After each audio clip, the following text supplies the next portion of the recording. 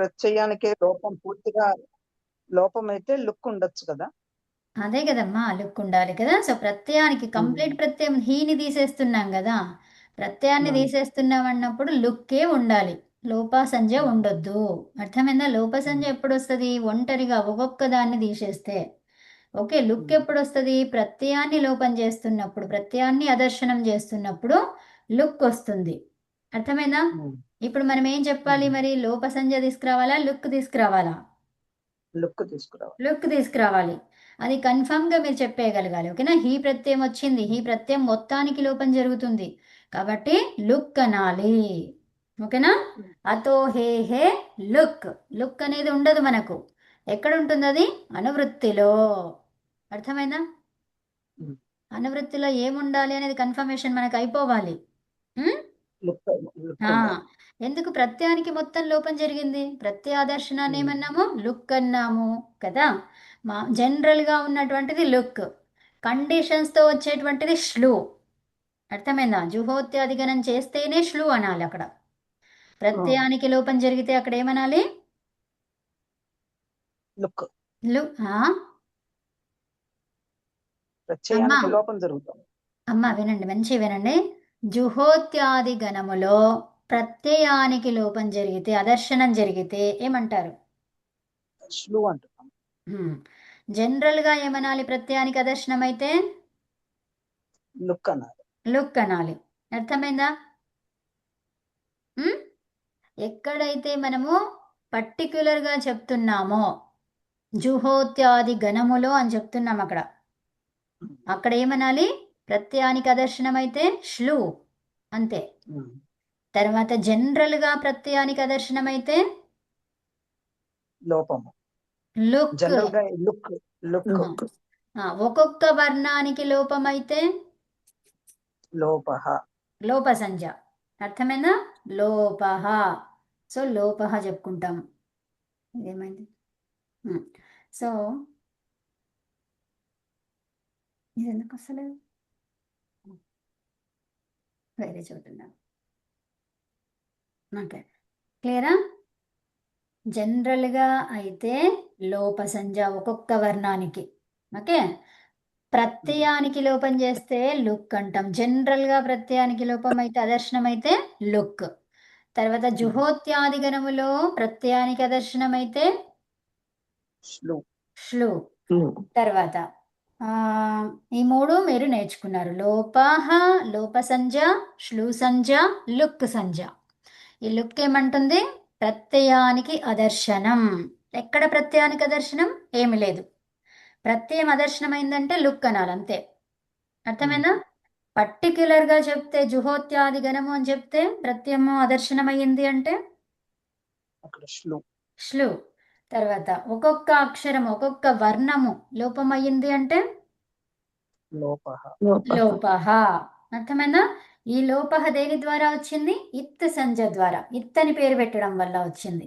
అర్థమైందా? ఇత్తని దేనికి పేరు పెడతావో దానికి లోపం చేస్తావు. అర్థమైందా?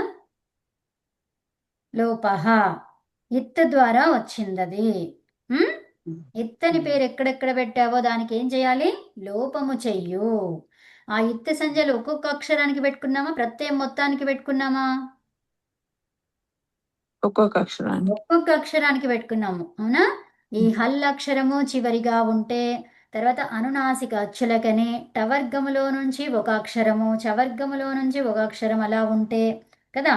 తర్వాత తవర్గము చివరిగా, విభక్తి సంజకంలో తవర్గము ఉంటే చివరిగా కదా, అక్కడ ఇత్ కాదు అని చెప్పుకున్నాము, అవునా? తర్వాత సకారానికి ఇత్ కాదు అని చెప్పుకున్నాము. తర్వాత మకారానికి ఇత్ సంజ కాదు అని చెప్పుకున్నాము. అసలు ఇవి ఎక్కడైతే ఇత్ సంజ ఏ సూత్రం ద్వారా అవుతుంది? హలంత్యం. దేని ద్వారా ఉంది? హలంత్యం తోటి కావాలి. హలంత్యం ద్వారా ప్రాప్తించిన ఇత్ సంజను అది కాదు అని చెప్పింది. ఎవరది? నా విభక్తౌ తుస్మాహ. ఎక్కడున్నారమ్మా? ఇక్కడ నా కాదు అంటుంది. విభక్తి సంజకం.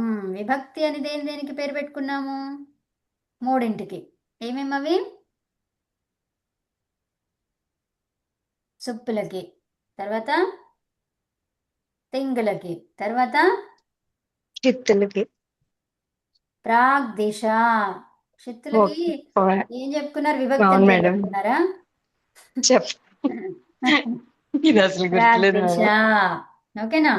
సో ప్రాగ్దిశ ఉమ్. అనే దానికి విభక్తి అని పేరు పెట్టుకున్నాము, తింగులకి విభక్తి అని పేరు పెట్టాము, సుప్పులకి విభక్తి అని పేరు పెట్టాము. అర్థమైందా? ఉమ్? ఉమ్. ఉమ్. సో ఇప్పుడు మనకి ఇప్పుడు ప్రాగ్దిశలో ఒకటి ఇదేం ప్రత్యయము? తసిల్. ఏంటిది అది? తసిల్. తసిల్. తసి, సి, ఇది సికి ఉన్నది ఇకారం, అచ్చులకి ఉంటాయి అవి. తసిల్. తసిల్. ఓకే. లకారానికి ఇత్తె సంజ్ఞ హలంత్యం ద్వారా, సిలో సకారంలో ఉన్నటువంటి ఈకారానికి అనునాసిక ఈకారానికి ఎత్తె సంజ్ఞ, మిగిలిందేంటి? తస్. పదాంతములో ఉన్న సకారం ఏమైతుంది? విసర్గగా మారుతుంది. ఎలాగా? అంటే నా విభక్తౌ స్మాహ అనే సూత్రం ద్వారా మ్మ్. విభక్తి ప్రత్యయాల్లో చివర మ్మ్. ఆ సకారం.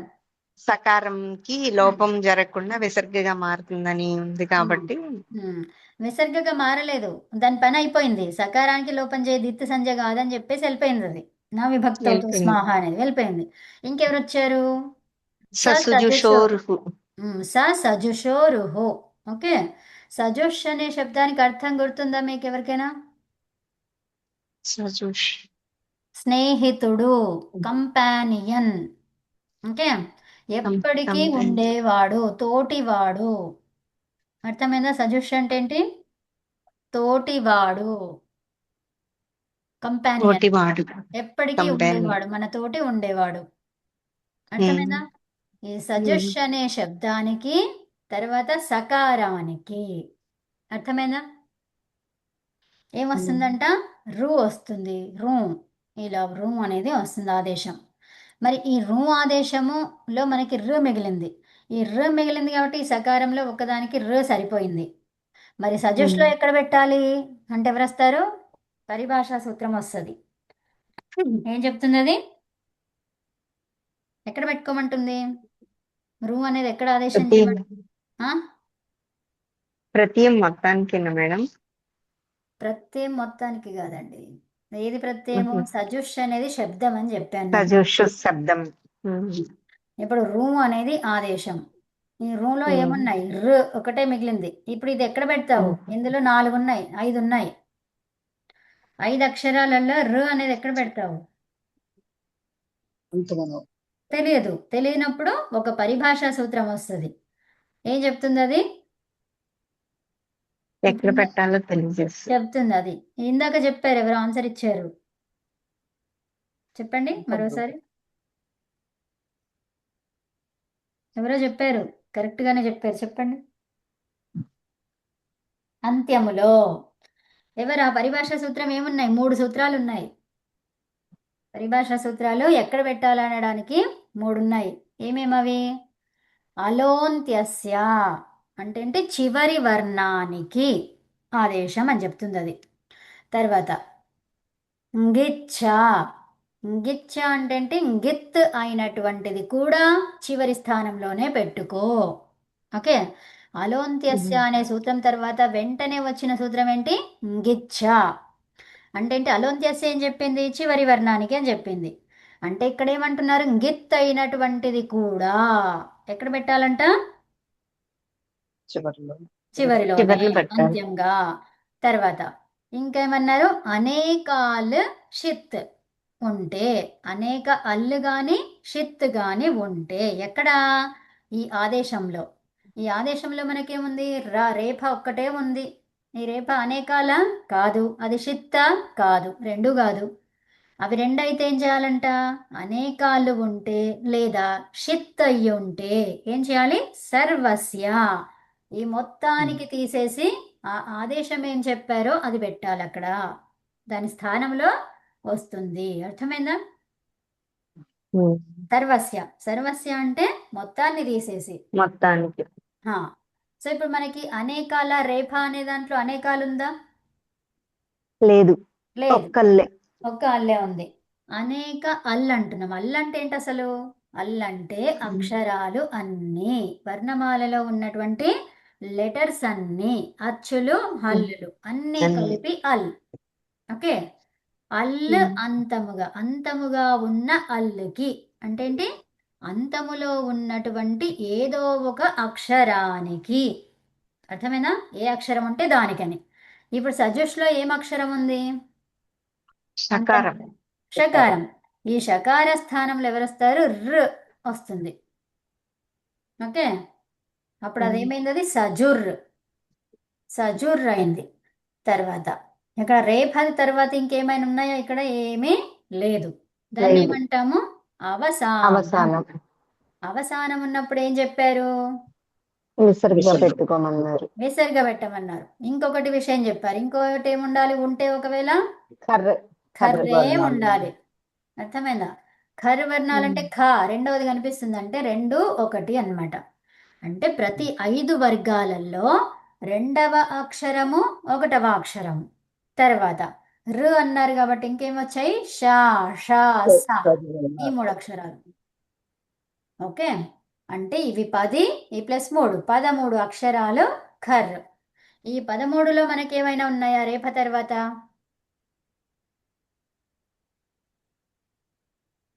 తొందరగా లేవు. చెప్పండి. ఏమీ లేవు. లేవు లేవు. ఏమీ లేవు. ఇది కాదు, అవసానమే ఖర్ ఉంది. కాదు, అవసానం. అవసానం అంటే ఏంటి? ఏమీ లేకపోవడం. ఏమీ లేవు ఇక్కడ. కాబట్టి అప్పుడు ఏమైతుందంట? ఇది విసర్గ చేసుకో, రేపకి విసర్గ చేసుకో అని చెప్పాను అన్నారు కదా.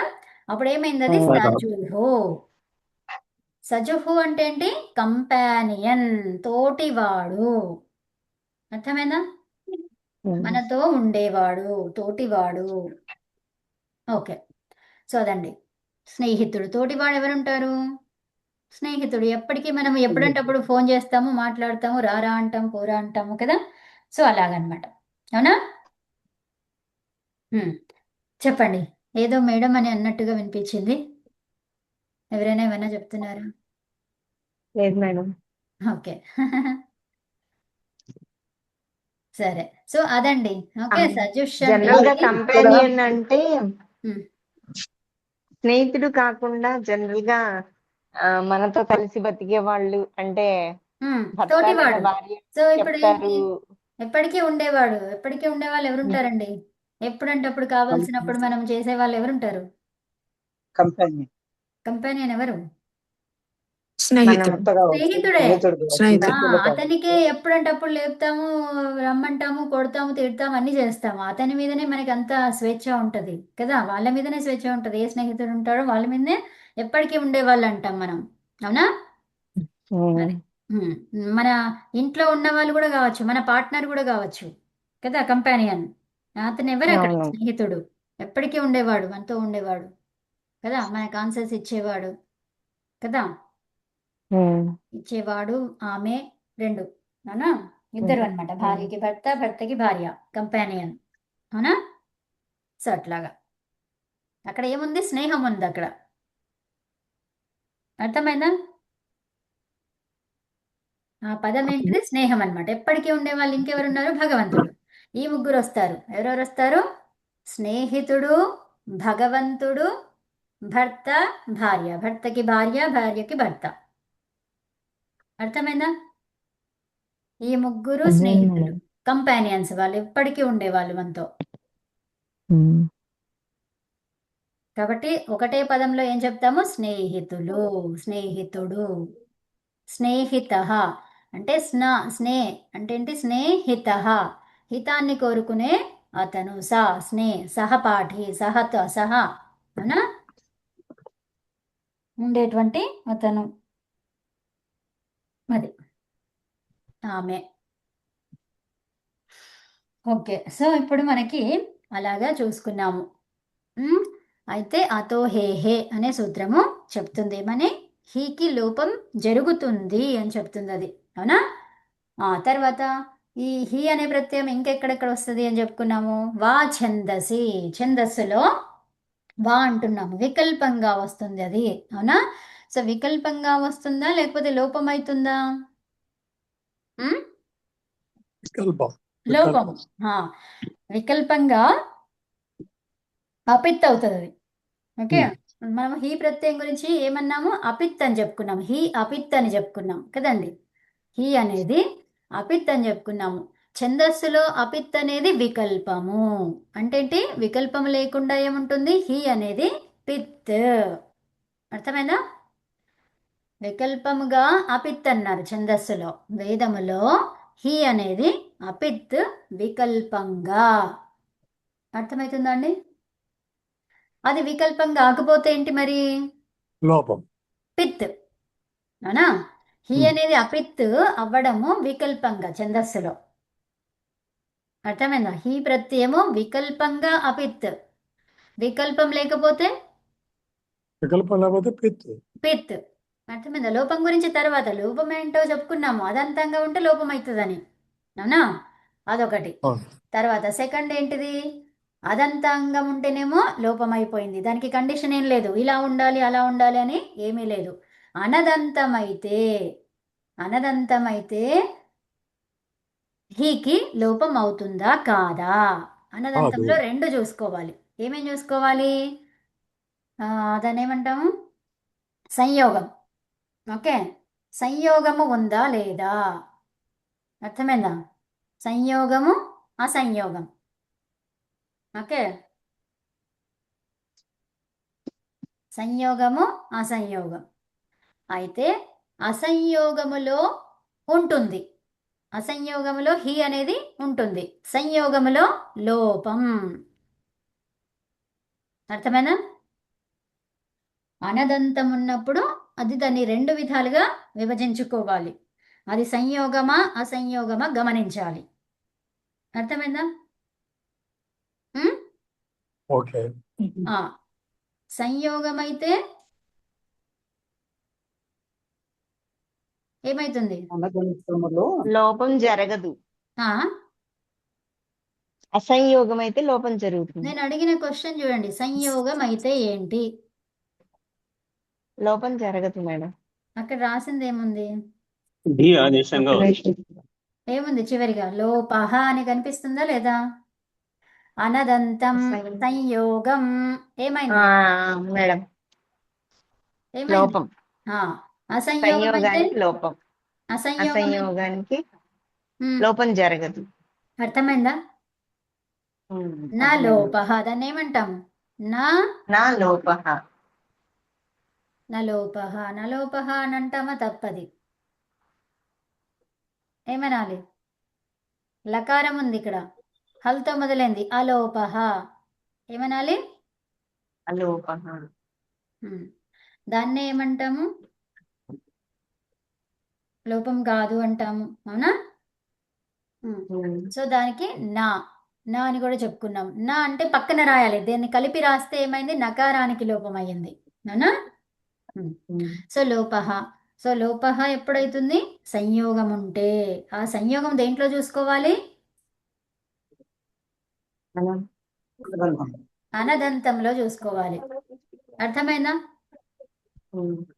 అనదంతమైనప్పుడు అది సంయోగములో ఉందా అసంయోగములో ఉందా? పూర్వం అంటే హీ ప్రత్యయానికి పూర్వంలో ఏమున్నది? ఓకే, సంయోగం అయితే లోపం అవుతుంది, అసంయోగం అయితే లోపము కాదు. ఎవరికి లోపము? ఈ ప్రత్యయానికి. ఈ ప్రత్యయానికి. సో ఇప్పుడు చిను ఉంది. ఏముంది? చిను. చిను హి. ఇప్పుడు చెప్పండి, ఇది ఎలాంటి అంగం? ఫస్ట్ అంగం గురించి చెప్పండి. ఉకారాంత. అనదంతాంగం. అట్లా కాదు, అనదంత అంగం. ఓకే, రెండే ప్రశ్న. అనదంతం ఇది. అవునా? అనదంతం. అనదంతంలో ఏం చూసుకోవాలి? అనదంతంలో సంయోగమా అసంయోగమా అనేది చూడాలి. అప్పుడు ఏముంది మనకు? అసంయోగం. అసంయోగం. అసంయోగం ఉంటే ఏమన్నాము? అసంయోగం ఉంటే లోపం జరగదు. అసంయోగం ఉంటే లోపం జరగదు. తప్పు రాసినట్టున్నా కదా. అసంయోగం ఉంటే లోపం జరుగుతుంది. ఓకే, సారీ, తప్పు రాశాను. ఓకే, కరెక్టే. సరే సరే సరే సో ఇప్పుడు ఏమైంది అది చిను హి అర్థమైందా చిను హి చినుహి హా. సో ఇప్పుడు సంయోగము అశ్ను ఉంది సంయోగం ఉమ్. సో ఇప్పుడు ఏమైతుంది లోపం జరుగుతుంది. సంయోగానికి లోపం జరిగి అశ్నునే ఉంటుంది. ఉమ్. అర్థమైందా ఉమ్.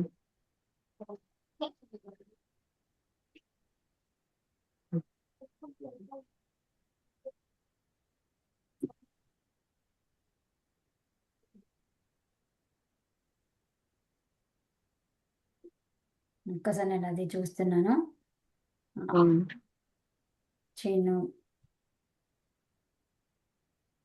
లోట్లకారంలో ఏముంది అది చిను హి చిను అంతే అంటే తప్పు చెప్పాను అదే ఇది అసంయోగంలో లోపం కాదు ఓకేనా అసంయోగంలో లోపం కాదు నాకు డౌట్ వచ్చింది ఇక్కడ చిను ఉంటుంది అంతే చిను హి కాదు చిను ఓకేనా సో అసంయోగములో లోపము అవుతుంది సారీ అండి సంయోగములో లోపము కాదు ఓకేనా ఉమ్. ఇప్పుడు చెప్పండి మళ్ళా చెప్పండి అమ్మా సంయోగములో చిను సంయోగం అనేది అనదంతాంగము. ఇక్కడ ఉమ్, సంయోగం ఉందా అసంయోగం ఉందా అనేది చూడాలి. చూడాలి ఇక్కడ మనకి ఉన్నది అసంయోగము అన్నది కాబట్టి ఉమ్, అసంయోగానికి హీ ప్రత్యయము లోపం జరుగుతుంది. ఇక్కడ లోపహ ఇది చూసుకోండి ఓకేనా ఇందాక రాసిన దానికంటే ఇది చూడండి ఓకే చిను హి ఓకేనా తర్వాత లోపం జరిగి చిను ఉమ్. అనేది మిగులుతుంది. అది ఇది లోపం జరిగి చిను మిగిలింది అర్థమేనా ఉమ్.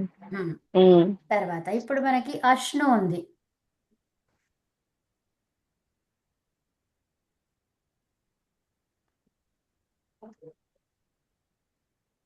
అశ్ను అనేది ధాతువు ఉంది షక్ను ఉంది సో అప్పుడు ఏమవుతుంది చెక్ను ఇది అనదంత అంగానికి ఉమ్, సంయోగం ఉంది. ఉమ్, సంయోగానికి పరంగా హీ ప్రత్యయం ఉంది. సంయోగానికి పరంగా హీ ప్రత్యయం ఉన్నప్పుడు ఉమ్, హీ ప్రత్యయానికి లోపం జరగదు. ఉమ్. ఇప్పుడు ఈ షక్ అనేది మనకి పరస్మైపది ఇది అవునా పరస్మైపది సో అప్పుడు ఏమైంది షక్ను హి అశ్ను అనేది ఆత్మనేపది ఆత్మనేపదికి ఏం చెప్పుకున్నాం అది ఆత్మనేపది ఇప్పుడు తీసుకురావద్దు షక్కే తెద్దాం ఓకేనా ఆత్మనేపది కాదు ఇప్పుడు సిప్ అనేది ఎక్కడ వస్తుంది మనకు పరస్మైపది ధాతువులే తీసుకోవాలన్నమాట అర్థమైందా సో షక్ అది షక్ తీసుకోండి షక్నులో ఏమైంది ఇప్పుడు హీ ప్రత్యయం ఇక్కడ ఉంటుందా సంయోగం ఉండదా ఉన్నది. ఉండదు లోపం జరిగింది జరగదు ఇక్కడ. అంటే జరగదు. షక్ను అర్థమైందా ఇక్కడ ఉన్నది సంయోగం. లోపం జరగదు సంయోగంలో కదా లోపం షక్ను జరగదు హి అన్నారు కదా అంతే అవును అందుకని శక్ను. షక్ను హి ఉంటుంది అర్థమైందా సో అనదంతం అయితే ఏమేం చూసుకోవాలి సంయోగమా అసంయోగమా చూసుకోవాలి అసంయోగం అయితే ఏమైతుంది లోపం జరుగుతుంది హి ప్రత్యయానికి సంయోగం అయితే లోపము జరగదు క్లియరా ఓకే సో ఇది గుర్తుపెట్టుకోండి అందరూ అదంత అంగము అనదంత అంగము తర్వాత ఇంకోటి ఏం చెప్పుకున్నాము హీ ప్రత్యయం గురించే చూస్తున్నాం ఇక్కడ అవునా హూజల్భ్యో హేర్ధి అన్నాము హూజల్భ్యో హేర్ధి ఏమంటుంది హూ గానే హూ ధాతువు తర్వాత ఈ జలంతం ఉంటే ఏమవుతుంది అది హీ ప్రత్యయానికి ధీ ఆదేశం వస్తుంది ఓకే హేర్ధి అన్నాం సూత్రం అవుతారు చెప్తారా ఒక్క నిమిషం వినండి హే అనేది అన్నాం హే హే ధి అంటే ఏంటి హే హే అంటే ఇది షష్ఠి అవునా ఈ షష్ఠిలో ఉన్నదానికి ప్రథమ ఆదేశం అంటే ఏంటి హీకి ధీ ఆదేశం అర్థమైందా ప్రాతిపదికం ఏముంటుంది హీకి ఆదేశం ఏంటి ధి ఎప్పుడు హూ అనే ధాతువు తీసుకుంటే లేదా జల్తో ఉన్నటువంటిది జలంత అంగం ఉంటే అర్థమేనా జలంత అంగము లేదా హూ అనే ధాతువు అర్థమేనా అప్పుడు హూ అనే ధాతువు తీసుకున్నాం ఇప్పుడు మనం ఓకే హూ అనే ధాతువు ఎక్కడుంది జుహోత్యాది గణంలో కాబట్టి జుహు అయింది ఏమైంది అది జుహు సో ఇప్పుడు హీ అనే ప్రత్యయం మన దగ్గర ఉంది. ఇప్పుడు దీనికి ఏం చేస్తారు? ఇది హూ ధాతువుతో చేస్తున్నావు కాబట్టి ఏమన్నారు? హీకి ఏం ఆదేశం? ధీ. ధీ ధీ ఆదేశం. ధీ ఆదేశం. సో ఇప్పుడు ఏమైంది? జుహుధి. జుహుధి. అర్థమైందా? తర్వాత ఇంకోటి ఏమన్నారు? జల్ అంతంగా ఉండాలి. ఈ జల్ అంతం ఏముంది? 4th letter Labh. లభ్ ధాతువు ఏంటిది? జల్ అంతమేనా? జలంతమైన జలంతమే. హీ ప్రత్యయం వచ్చింది. Labh ధీ. Labh he, sorry Labh he. ఏం చేస్తారు ఇప్పుడు? లబుద్ధి ధీ అవుతుంది. పెట్టేస్తాం. అర్థమైందా? సో లబ్ధి. క్లియరా? లబ్ధి. లబ్ధి. సో ఇక్కడ మహాప్రాణం ఉంది. మహాప్రాణము తర్వాత ధా ఉంది. అంటే ఏంటి? జష్ వర్ణము తర్వాత ఇదేంటిది? జష్ వర్ణము తర్వాత ధా ప్రత్యయం ఉంటే దీనికి ఏం చేయాలి? అల్ప ప్రాణం. ఏకాచో బషో భష్ అని ఉంది కదా, అవునా? ఏకాచో బషో భష్ అనే దానికి ఏమైంది? అది ఏక అచ్చు ఉన్నటువంటి ధాతువు అది. తర్వాత దాంట్లో బష్ అనేది భష్ అనేది భష్గా మారుతుంది. అది కాదు కదా మనకి ఇది. సో ఇదేం కావాలి ఇక్కడ మనకి? ఒక సూత్రము ఏంటది? భష్. ఇది జష్ కదా. జష్ తీసుకోండి. జష్ తీసుకుంటే ఏమైతుంది? అమ్మా, మీరు ఇదే కదా అక్కడ లబ్ధి ఇచ్చారు థర్డ్ కదా. లెటర్. థర్డ్ లెటర్ ఎలా వస్తుంది? జలాం జశోంతే లేదా జష్ జలాం జష్ జషి, అవునా? సో ఇప్పుడు జష్ వర్ణం ఇది కాబట్టి ఏమైంది? అది లబ్ ధి. అర్థమైందా? కాలేదా? అర్థమైందా లేదా? ఇప్పుడు లబ్ హీ అన్నారు. ఈ హీ తర్వాత ఏమైంది? ఏమైంది? జస్ట్ హీ వరకు చాలు హీ. మీకు. ఇంకా రూపం గురించి రూపం కోసము ఆలోచించకండి. ఓకే. సో మనకి లబ్ అనేది ధాతువు ఏం చూసుకుంటున్నాం మనం ఇక్కడ? ఆత్మనేపది. కానీ హీ శశివర్ణం కాదు కదమ్మా. వినండి, ఫస్ట్ ఆఫ్ ఆల్ ఇది వినండి అమ్మా. లబ్ అనేది ఆత్మనేపది ధాతువా పరస్మైపది ధాతువా? ఆత్మనేపది. మరి అది ఆత్మనేపది వస్తుందా? ధాతువు. వస్తుందా? లేదు, రాదు అసలు. రాదు. మరి ఏం తీసుకోవాలి? వేరే ధాతువు ఏదన్నా తీసుకోవాలి కదా. సో జల్ వర్ణాలు ఏమన్నాము? జష్, అవునా? జల్, సారీ జల్, అవునా? హూ జల్భ్యో అన్నాము. జల్ ఉండాలి. సో జల్ అంటే ఏంటి? 4th లెటర్ నుంచి ఇంకా చివరి దాకా, అవునా? ఏం తీసుకోవచ్చు? దృశ్య తీసుకోవచ్చా?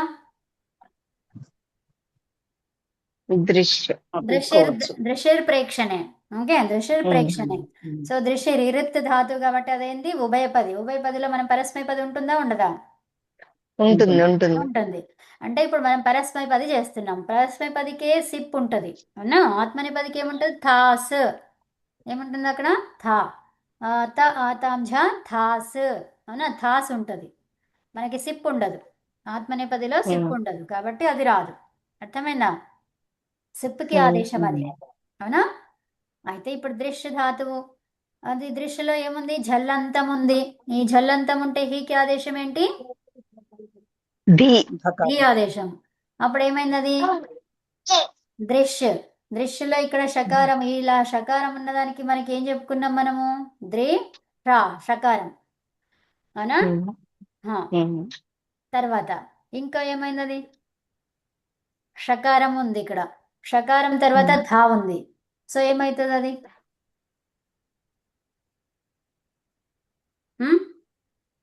ఇది షకారం ఉంది. ఇది షకారం ఏమని చెప్పుకోవచ్చు? మీరు అది గమనించట్లేదా? గమనిస్తున్నారా? ఇప్పుడు షకారాన్ని ఎలా అనుకున్నారు? అర్థమైందా? షకారాన్ని ఎలా అనుకున్నారు?